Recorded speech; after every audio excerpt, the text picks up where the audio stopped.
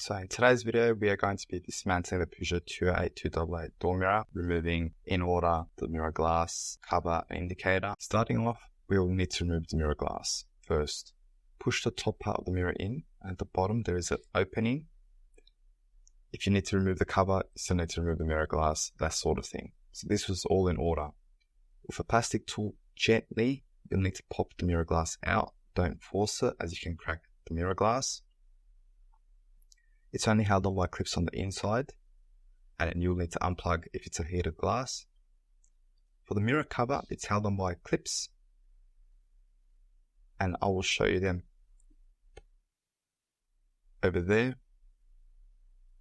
This one here, you'll need to push both sides in of this clip and then push it down.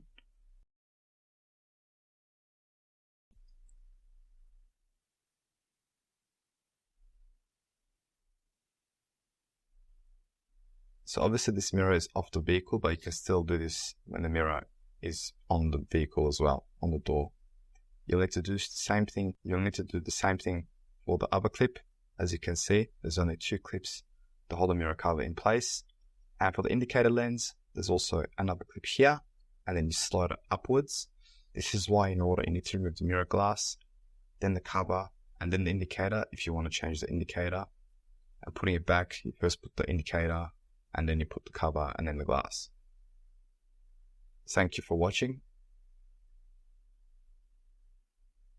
Please don't forget to like, comment and subscribe. And if you do want to support the channel more, you can always send a super thanks by clicking onto the button underneath the video. Any amount, even the bare minimum, is much appreciated.